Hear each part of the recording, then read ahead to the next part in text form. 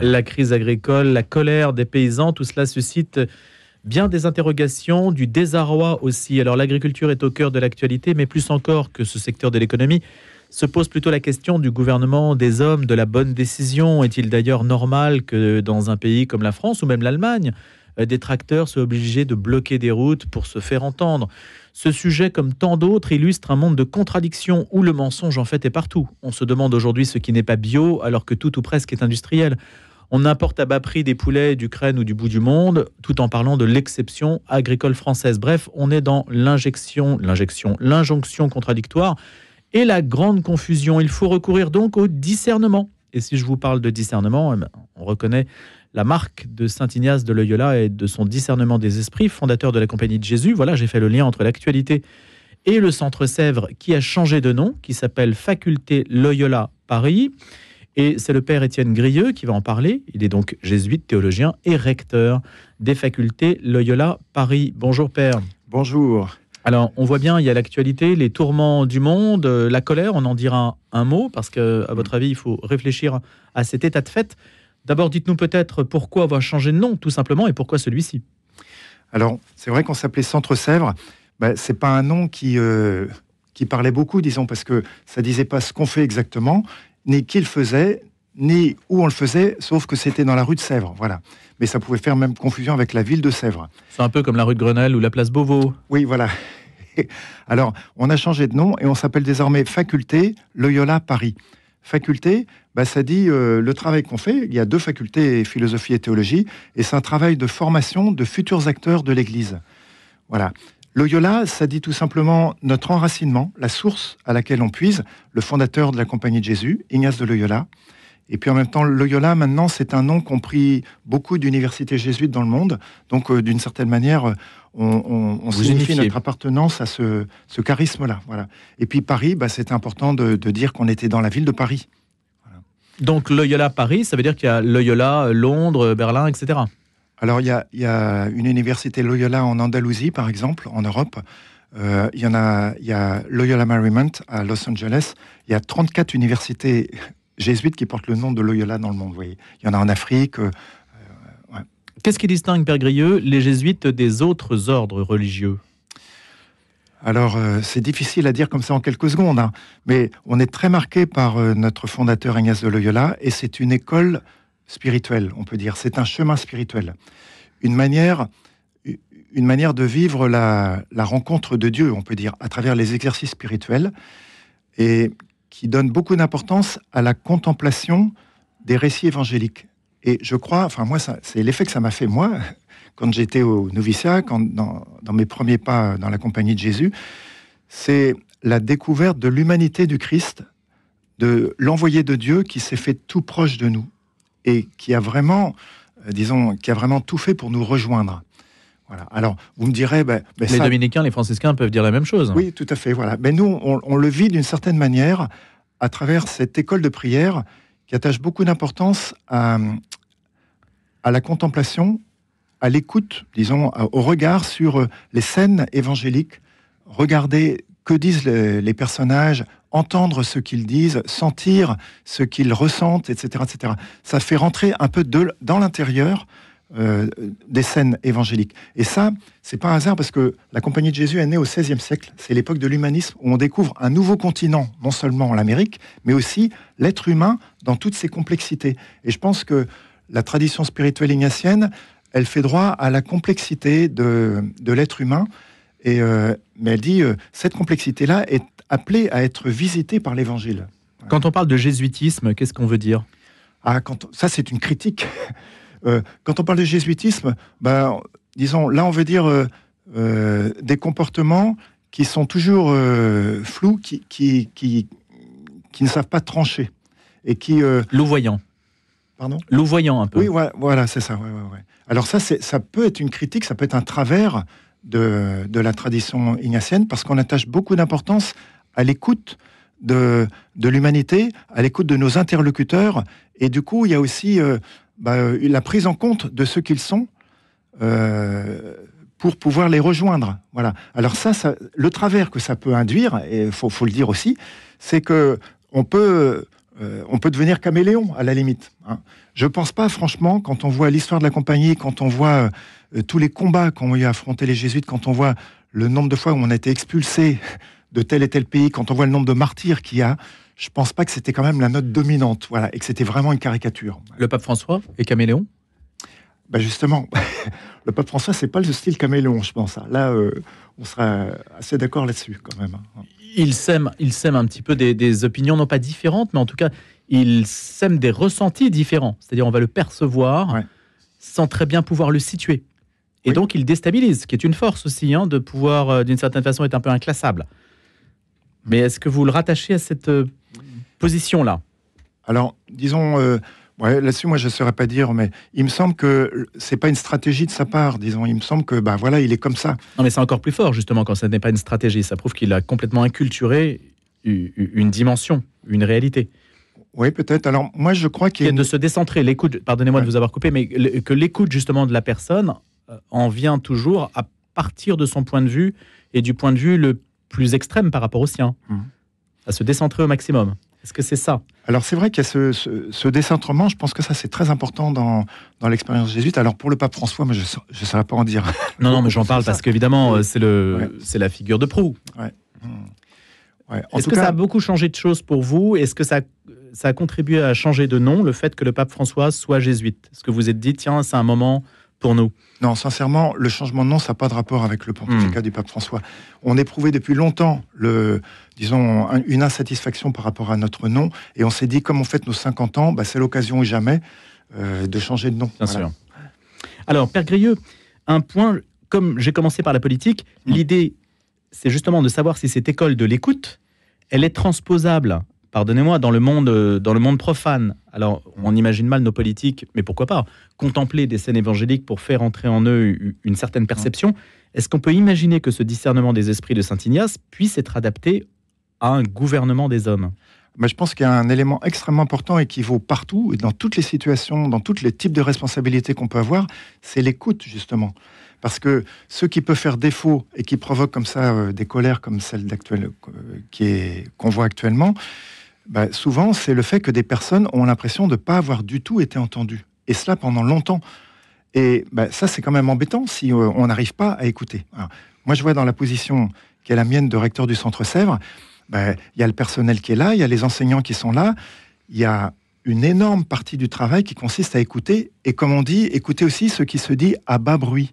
C'est-à-dire que ce qui ne va pas tout de suite se crier comme ça de manière très forte, mais si on n'écoute pas ça, eh bien, on laisse s'envenimer des situations, et ça peut après provoquer beaucoup de choses plus embêtantes et plus douloureuses pour des personnes. Ouais. Est-ce que vous avez un exemple où l'écoute se montre particulièrement indispensable ? Moi, je pense que toutes les situations de conflit appellent une écoute, disons, c'est vraiment l'urgence numéro 1. Mais l'écoute aujourd'hui, ça consiste à donner la parole aux acteurs dans les médias. Là, on découvre les visages des agriculteurs qui ont peu accès aux médias la plupart du temps. Et donc, il y a une forme de reconnaissance à travers les médias de leurs paroles. Et ça donne le sentiment, peut-être illusoire, qu'ils sont écoutés. Il y a aussi toute une démagogie de l'écoute entretenue par le politique qui consiste à dire, oui, je vous écoute, je vous reçois, etc. On se serre la main devant les caméras, mais tout ça, comme je le disais, c'est du mensonge, c'est du théâtre, on le sait. Et comment aller au-delà de ça ? Oui, disons, moi je pense que, disons, ce qui peut nous aider à traverser ces situations difficiles, c'est une vraie écoute, justement. C'est pas une écoute, comme vous dites, qui soit simplement là pour l'image, etc., etc. Mais comment on prend vraiment en compte le point de vue de l'autre et comment on comprend, disons, les situations auxquelles il est affronté, etc., etc. Au Centre Sèvres, il y a un chantier qu'on a pas mal travaillé ces dernières années, c'est une théologie à l'école des personnes marquées par la grande pauvreté. Et ces personnes-là, très souvent, elles ont beaucoup de mal à s'exprimer. En fait, elles vivent souvent des choses extrêmement fortes, mais souvent, elles ont du mal à mettre des mots là-dessus. Voilà. Et de travailler à décrypter des modes d'expression qui, des fois, on n'y comprend rien du tout. Voilà. Ça a été pour moi extrêmement précieux pour une écoute plus large. Voilà. Au réseau Saint-Laurent en particulier ? Oui, dans le réseau Saint-Laurent, le réseau Saint-Laurent, c'est un certain nombre de fraternités dans l'Église qui accueillent des personnes marquées par de grandes pauvretés. Voilà. Et avec l'idée que ces personnes-là, elles ont quelque chose à partager à l'Église, à apporter à l'Église. C'est pas seulement des personnes à aider, c'est aussi des acteurs qui ont un trésor à partager. Voilà. Si je reprends l'exemple agricole, Père Grieux, on est là où je disais il y a une forme de mensonge, c'est qu'on ne cesse de dire l'agriculture c'est important, ils nous nourrissent, on ne cesse de les valoriser dans le discours, et ils doivent mendier leurs revenus. C'est quand même une particularité, c'est quand même très très blessant en fait comme attitude. Oui. Puisqu'ils sont les seuls à ne pas définir eux-mêmes, à ne pas fournir une facture. C'est l'industriel qui dit combien coûte leur lait, à quel prix, etc. Donc ils sont dans une relation de dépendance, alors qu'il y a tout un discours écologiste sur la nature qui devrait extrêmement les valoriser, qui les valorise. Oui, puis avec nos agriculteurs, on a une relation un peu spéciale, parce que, comme vous disiez, c'est eux qui nous nourrissent. Hein. Et puis, pour beaucoup d'entre nous, nos grands-parents ou nos arrière-grands-parents étaient des agriculteurs. Donc, il y a tout ça qui est présent en arrière-fond, c'est vrai. Mais comme vous dites, il y a des structures, il y a des choses qui sont mises en place, qui sont profondément injustes, et disons, qui ne permettent pas aux agriculteurs de faire vraiment valoir leur travail. Parce que le pape François est très présent sur ce terrain social, normalement. Oui, tout à fait. Parce que l'argent et les rapports de force en fait industriels, par exemple, si je reprends encore l'exemple agricole, entre les producteurs, les industriels, les distributeurs, tout cela, c'est une guerre, en fait, c'est une forme de rapport de force. Et il faut être présent sur ce terrain. Or, on ne voit pas l'Église tellement présente sur ce terrain, vous voyez ? Oui, c'est vrai. Disons, je ne sais pas comment y être, je ne suis pas en train de vous dire, il faut que vous soyez sur les barricades, c'est pas ce que je vous dis. Disons, elle a été très présente au cours de l'histoire à travers l'Action catholique quand même. Et Dieu sait que dans le monde agricole, la JAC, la jeunesse agricole chrétienne, a formé pratiquement tous les leaders syndicalistes agricoles. Ça a disparu, cette structure, aujourd'hui ? Je pense qu'en tout cas, on n'est plus du tout dans les mêmes... dans la même force que ça avait dans les années 50, 60, 70. Ça, c'est clair, oui. C'est aussi le fait que les agriculteurs sont devenus beaucoup des industriels, en réalité. Donc, il y a aussi tout un milieu qui a changé pour une partie d'entre eux. Qu'est-ce qu'on peut dire ? Parce que vous avez quand même un éventail de formations important aux facultés Loyola Paris, donc anciennement Centre Sèvres, la prise de décision juste et responsable dans des domaines tels que la vie personnelle, la vie sociale ou économique, la vie professionnelle, ce dont on parle, au service de l'Église, l'éthique biomédicale, l'engagement politique et citoyen, la recherche en théologie sur la précarité, l'action environnementale et sociale. On a l'impression que le Centre Sèvres ratisse extrêmement large. Oui, alors disons, on peut dire le cœur de métier du centre des facultés Loyola Paris, c'est la formation de futurs acteurs de l'Église, des prêtres, des religieux, des religieuses, et ça fait 300 étudiants à peu près. Mais en plus de ça, il y a d'autres formations pour des gens comme, j'allais dire comme vous et moi, pas tout à fait, mais voilà, des gens qui ont une activité professionnelle, mais qui veulent des compléments de formation pour exercer soit pour avoir une réorientation dans leur parcours professionnel, soit par intérêt personnel, disons. Voilà. Et c'est dans ce cadre-là, alors, dans le domaine de l'éthique biomédicale, on fait ça en collaboration, en partenariat avec l'Institut catholique de Paris. Et il y a aussi une formation humanisme et politique, donc pour former des acteurs de l'espace public. Et ça, c'est en partenariat avec la Catho de Lille, le campus de la transition, et puis un think tank qui s'appelle Esprit civique. Voilà. Et pour nous, c'est très, très intéressant aussi de travailler comme ça en partenariat avec d'autres acteurs, parce que, disons, ça nous ouvre aussi à d'autres manières de faire, d'autres manières de travailler. Voilà. Est-ce que vous réussissez à mesurer votre influence à travers justement cette action de formation ? Alors ça, c'est très difficile de mesurer une influence, je pense. Il y a sans doute plusieurs cercles autour des facultés Loyola Paris. Il y a d'abord la famille ignatienne, on peut dire. Là, on est, très très proches les uns des autres, et je crois que ici, tout ce qui se fait aux facultés Loyola Paris, ça irrigue beaucoup les congrégations ignatiennes, les mouvements d'église ignatiens, etc., etc. Après, il y a des cercles plus larges. Il y a aussi la ville de Paris, il y a l'Île-de-France. Voilà, là, c'est plus difficile de mesurer exactement notre impact. Et puis aussi, on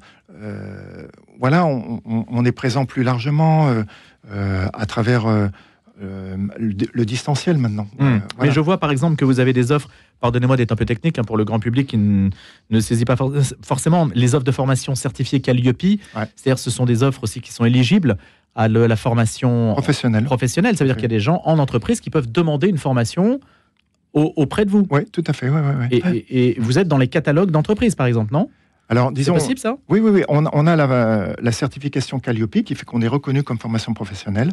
Et il y a un certain nombre de formations qu'on donne qui peuvent être reconnues par tel ou tel milieu professionnel. Par exemple, on forme des adjoints à la pastorale scolaire. Voilà, des gens qui sont responsables de la pastorale scolaire dans leur établissement. Et ben ça, c'est une formation professionnelle. Voilà.